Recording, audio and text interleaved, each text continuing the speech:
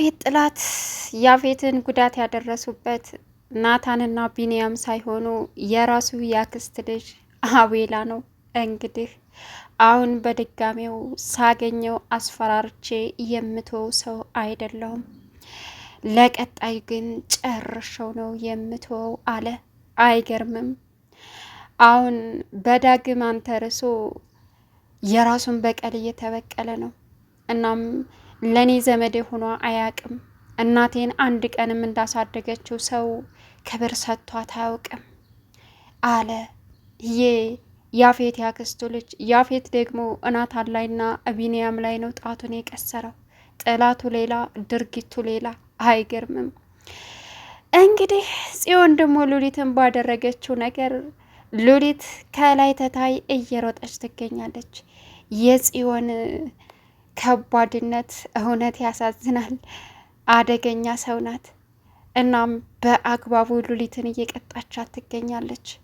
እንዳለ ሽንት ቤቶቹን ቆልፋ በስተመጨረሻም ሉሊት እንደዛ የምትጠየፍበትን የሰራተኛ ክፍል ሄዳ መጠቀም ጀመረች። ይገርማል። ሰላም ውድና የተከበራችሁ የቻናል ቤተሰቦች እንዴት ናችሁ?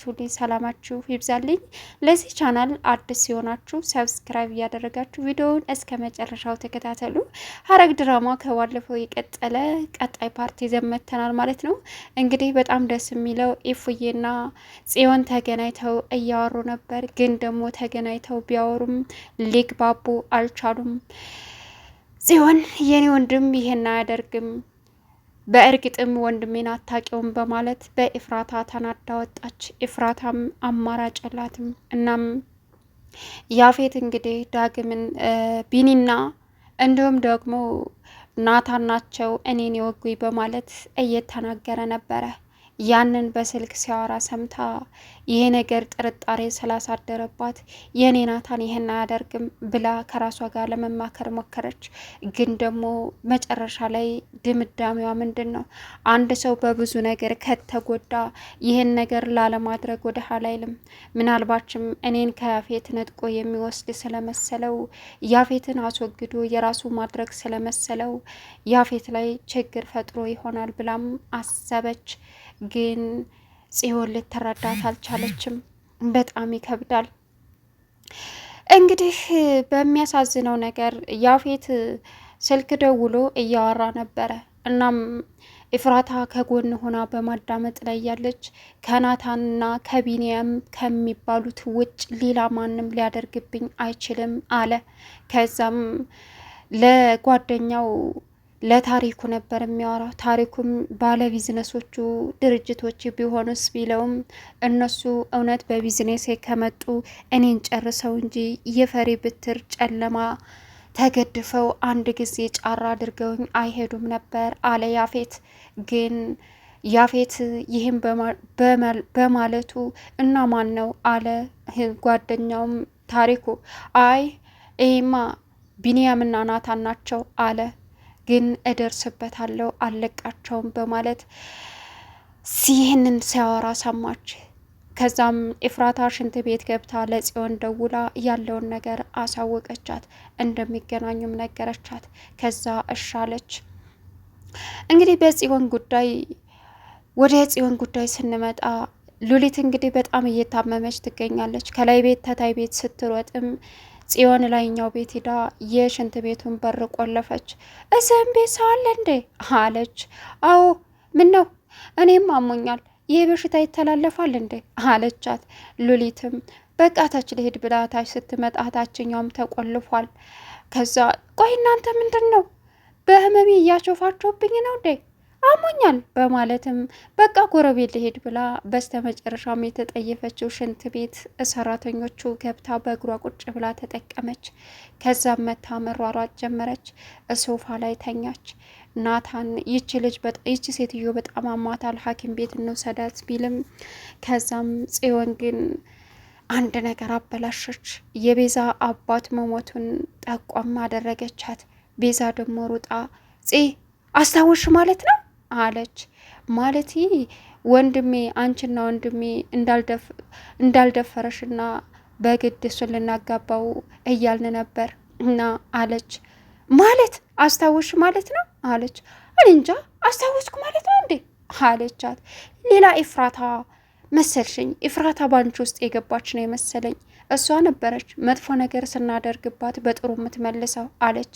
ይኸውልሽ ሉሊትን ያንቺ ስራ እንደሆነ አውቃለሁ፣ ግን ደግሞ እኔ ከማንም ጋር መጣላት አልፈልግም። ያንን የድሮ ማንነቴን መመለስ አልፈልግም። ሰላማዊ ሆኜ ለራሴ እኔ መኖር አለብኝ አለቻት። ከዛ የተፈጠረው ናታንን እና ቤዛን እንዴት ማገናኘት እንዳለባትና የራሷ ማድረግ እንደምትችል አስታወሳ ነገረች።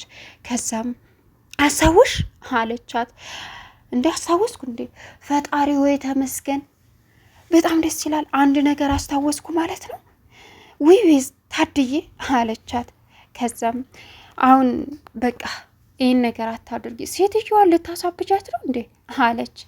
ከዛም ሉሊት መታ ሳሎን አብራቸው እንደተኛች ስልክ ተደወለ፣ ሚሴጅ ተላከላት። ኤፍራታ ነበረች። ጽዮን ደግሞ ቢኒ ስላልደውልላት በጣም እየተጨናነቀች ትገኛለች። እኔም አልደውልለትም እንደዝም ይለኛል፣ እንዴት እኔ ጽዮን እያለች በማታው ስትሽከረከር ነበር ያመሸችው። እሱ የደወልላት መስሏት ኤፍራታ ሽንት ቤት ገብታ ያፌት የሚያወራውን ነገር ለጽዮን ነገረቻት። አሁን ብትነግሪ ስትላትም አሁን ልነግርሽ አልችልም አለች። ተቀጣጥረው እንደሚገናኙ ነገረቻት። ያ ስልክ ሲደወል የቢኒ መስሏት በደስታ ነበር ያነሳችው። ስታየው ግን ኤፍራታ ናት። ከዛም እንግዲህ ሉሊት ሳሎን ቁጭ ብላ ያሚሴ ሲገባ ኤፍራታ ነበረች። ለጽዮን አየችና በቃ እናንተ ተጫወቱ እኔ ልሂድ አለች። ወደ ውጭ የጠዋቷን ፀሐይ አይቸልምጣ ስትልም ወዴት ነው ፍቅረኛሽ ቢኒ ነው እንዴ አለቻት። ከዛም ኡፍ አለች። እዩልሽ ጽዮን ፍቅረኛሽ ደወለልሽ እንዴ? እዩልሽ ወንድ ልጅ ላይ ኮራ በይበት፣ እንደዚህ እሱ ባለሽ ከተሽከረከርሽ በቃ መጫወቻ ያረግሻል አለቻት። እሱን ልመክረኝ አይገባም፣ አመሰግናለሁ። ደግሞ ቢሆንም አይደለም እንጂ ስልክ ሜሴጅ የላከ ሁሉ ፍቅረኛ ነው ማለት አይደለም። ቢሆንም ደግሞ ከዚህ በላይ እንዳስጠብቀው አልፈልግም አለች። ታረቃቸው እንዴ አለች። ከዛም ኡፍ ብላ ጽዮን ወደ ላይ ሄዳ ተመልሳ ኤፍራታ ጋር ጉዞዋን ተጣልተው ነበር እንዴ አለች ሉሊት። ታማ እንኳ ነገር መለቃቀም አትተውም። ጽዮን እያንዳንዱን ነገር አስታውሳለች። ከዛም ኤፍራታ ጋር ተገናኝተው እቤት የተፈጠረውን ነገር ስትነግራት ናታን ምን ሆነብኝ ስትላት ምንም ጽዮንን ሉሊት እንደዛ አደረግኳት አለች። በጣም ታንቺ ጋር መጣላት ምን እንደሆነ እኮ አወቅኩኝ አለች። አሁን ስለሷ ነገርኝና የመጣሁበት እንድነግርሽ አለች። ምንድን ነው አለቻት። ይኸውልሽ ያፌት ናታንና ቢኒያም እንደወጉት ነው የሚያምነው። እናም ሲያወራ ስልክ ሰምቼው ነው። ቢኒ እና ናታን የሆነ ነገር አይተሽባቸዋል አለቻት። በእርግጥ ወንድሜ ማታ አምሽቶ እንዳውም ትናንት ማታ ምግብ ነው ይዞልን የመጣው እና እጁ ላይ ልብሱ ላይ ደም አላየሽም አለቻት። አረ በስመ አብ በይስ ኤፎ ምን እያልሽ ነው አለች። ምናልባት ናታን እኔን ያስመለሰ መስሎት ያፌትን ጉዳት አድርሶበት ከሆነ ብዬ ነው። እኔም ጨንቆኛል፣ ግራ ቢገባኝ ነው። የኔ ናታን ይህን ያደርጋል ብዬ አላስብም፣ ግን ደግሞ እሱ ሲያወራ ነበረ አለች። አንቺ እውነትም ወንድሜን አታውቂውም ማለት ነው። የኔ ወንድም ምንም አያደርግም፣ አይሽ አታውቂውም። የኔ ወንድም በዚህ መንገድ አይጓዝም አለቻት። እባክሽን እኔም ብሆን አሁን ላይ ያ የድሮ ማንነት የለም። ናታን ደግሞ በብዙ ነገር ተጎድቷል። ስለዚህ ሊያደርገው ይችላል፣ እኔም ብሆን አደርገዋለሁ ስትላት ጽዮን ተናዳ ጥላት ሄደች። እንግዲህ ናታን እየወጣ እየሄደ እያለ ያፌት አገኘው። አቶ ናታን አለ። አቶ ያፌት ሰላም ነው? አዲስ ህይወት አዲስ ትዳር እንዴት እያረገህ ነው አለው። ደስ የሚል ነው። በቃ ኤፉዬ እኮ ቅመም ናት፣ የተለየች ጣፋጭ አለው። አይ ደስ ይላል፣ ጥሩ ነው። ግን ፊትህ ላይ እኮ የማይብ የሀዘንና የህመም ስሜት ነው፣ የደስታ አይደለም አለው። አቶ ናታን በአንተ ጭረት በፍርሃት ወይም ጨለማን ተገድፈ ስለወጋኸኝ ወድቅ የምቀር መስሎ ነው እንዴ? ጥንካሬ ላሳይ ነው የመጣሁት አለው። አልገባኝም፣ ስለምንድን ነው የምታወራው አለ ናታን ጀነን ብሎ። እባክህ አታስመስል፣ ጨለማ ሰገድፈ ስለወጋኸኝ እኔ ናታን እኔ ያፌት የምወድቅ መስሎ ነው? ፈሪ ነህ፣ ፈሪ አለው። አቶና ያፌት ይሄ ስለምትለው ነገር ምንም ማውቀው ጉዳይ የለም አለው ናታን። ወይ አንተ ያ ቢንያም የሚባል ማይረባ ነው አለ። እኔም ሆነ ቢንያምም ስለምትለው ነገር በፍጹም የምናውቀው ነገር የለም። እልቅስ የወጋን ጥላትህን በጊዜ ብትፈልግ ነው የሚሻለው አለው። ምን እና ማን ነው? አንተ ነህ እባክህ አታስመስል ሲለውም ይኸውልህ እኔ በፍጹም በህይወት እያለህ እያንዳንዷ የወሰድክብኝን ነገር እንድትመልስ እንጂ በፍጹም እንድትሞት አልፈልግም። እመነኝ፣ አስመልስሃለሁ። እሱን ደግሞ በቅርቡ ጠብቀኝ አለው። አረ ያ ናታን አንተ እኮ እኔን ልታስመልሰኝ? አንተ ፈሪ፣ ምንም አታረግም፣ ምንም አታመጣም ሲለውም ችግር የለውም እሱን አብረን የምናየው ይሆናል። ግን ማወቅ ያለብህና ማመን ያለብህ ነገር ቢኖር እኔም ሆነ ቢንያምም ስለምትነው ነገር አላደረግንም።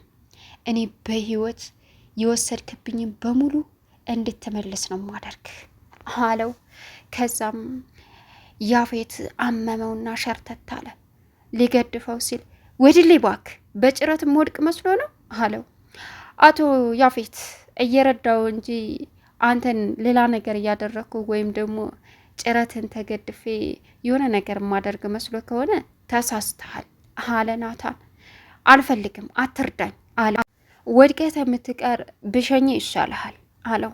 ከዛ አይዞ አትፍራኝ፣ እኔ ነኝ አንተን የምፈራው አለ። ካልፈራኝ እንግዳ ግባና የምትፈልግበት ቦታ ላድርስህ አለው። ከዛም ከዚህ ሰፈር አውጣኝ እንጂ ችግር የለውም አለ። ናታን ገድፎ ያፌትን መኪና ውስጥ አስገባው። ናታንም መኪና ውስጥ ገባ። ወደ የት ነው መሄድ የምትፈልገው አለ። ይኸውልህ ከዚህ ሰፈር አውጣኝ፣ ከዛ ታሪኩን ጠርቼ የሆነ ቦታ አድርገኝና ይወስደኛል አለው።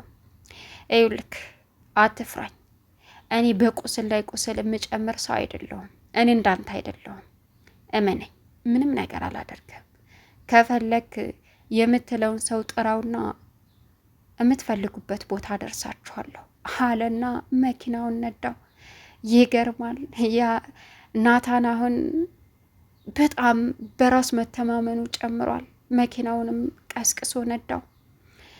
ያፌትም እንግዲህ ናታን በሚነዳው መኪና ቀጠለ። ሲቀጥል እንግዲህ ዳግምና አቤል ተገናኙ። አቤል በጣም ስሜታዊ ሆኗል።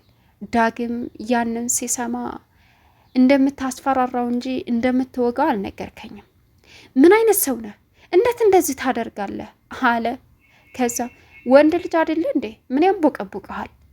እሱ እኮ ለእናቴም ክብር ለእኔም ክብር ሰጥቶኝ አያውቅም። ዘመድም አይደለም። በጥፊ መቶኛል። ያንን መመለስ አለብኝ። እሱ ካደረገው አንጣር ያፌት ገና ብዙ ዋጋ ይከፍላል። ዛሬ ወግቸው ሄጄ ከሆነ በቀጣው ግን እመነኝ እጨርሰዋለሁ። እሱ ማን ስለሆነ ነው የምፈልገውን ነገር የሚከለክለኝ? ገና ብዙ ነገር አሳየዋለሁ አለ። እና በእኔ እህት አንተ እየተበቀልከው ነው አለው። ዳግም አታናደኝ፣ እኔ ከሱ በላይ ክፉ እንደሆንክ ወደፊት አብረን የምናየው ይሆናል አለ። እንግዲህ ኤፍራታና ጽዮን ደግሞ ተገናኝተው ጽዮን ናታንን እንዳይሆን አጣሪ ስትላትም ኤፉዬ በጣም ተናዳባት ጥላት ሄደች። ጽዮን ወንድሜን አታውቂውም በማለት ተናዳ ጥላ ሄደች። ኤፍራታም ፂ እያለች ተከተለቻት። የተሸፋፎነችው የያፌት ሰዎች እንዳይከተሏትና እንዳይናገሩባት ነው። ቢኒና ናታን ደግሞ ተገናኙ። ከዛም ሰላም ከተባባሉ በኋላ እዩልክ ቢኒ፣ ያንተና የጽዮን ነገር በጣም እያሳሰበኝ ነው አለው። ናቱ ነግሬህ የለ እኔ ጽዮንን ምንም ማድረግ አልፈልግም። ዝም ብላ ስልክ ዘጋችኝ፣ ስደውላትም አታነሳም። በቃ ይሄ ነው የተፈጠረውን ነገር አላውቅም። እኔ ስታዝንም ሆነ ስትከፋ ማየት አልፈልግም፣ እባክህን አለው። ደግሞ ስለሱ እንደርሳለን። አሁን ልታወራኝ ስለፈለግከው ነገር እናውራ አለ ቢኒ። ናታንም ያፌት እሱንና እኔን እናንተን እንደጠረጠረን ልነግርህ ነው አለ። ምንድን ነው እሱ አለው። ያፌት ተወግቷል እናም አንተና እኔ እንደወጋ ነው የሚያስበው አለ። እኔ እሱን መግደል ብፈልግ አላንሰውም፣ ግን አልገለውም በፍጹም። ፊት ለፊት ራሱ ሂጅ እጋፈጠዋለሁ እንጂ በጀርባ መወጋው ሰው አይደለሁም ብሎ ለናታን ነገረው። እሱ እያሰበ ያለው ይሄን ነው አለ። ምን ነው የወጋው ሰው ጨርሶት በሆነ እኔ ድፍት ቢል አይመለከተኝም ስለሱ። እሱን የምወጋበት ምክንያት የለኝም። በጣም ቤተሰብ አለኝ የምወዳቸው፣ በዛ ላይ በጣም የማፈቅራት ልጅ አለኝ፣ በዛ ላይ እናንተ አላችሁ አለ። በጣም ያሳዝናል። አሁን እንግዲህ ያፌት የተወጋው በገዛ ያክስቱ ልጅ ነው። ጽዮንና ኤፍራታ ሳይግባቡም ተለያዩ። ቀጣዩን ፓርት በጉጉት እንጠብቃለን። ናታን ግን ምን እያሰበ ነው? አሁን ያፌት ላይ በልበ ሙሉነት የዛተበት ምን ተገድፎ ነው? ሁላችሁም ግምታችሁን ኮሜንት ላይ ያስቀምጡልኝ። እኔ እንደማስበው ናታን አሁንም እየሰራ ያለው ያፌት ግቢ ውስጥ በያፌት ጎን ያሉ ሰዎች ናቸው። እኔ ሳስበው ከአቤል ከያፌት አክስት ልጅ ጋር ወይስ ከጋርዶቹ ጋር። ቻናሉን ሰብስክራይብ እያደረጋችሁ ከቪዲዮ ጋር መልካም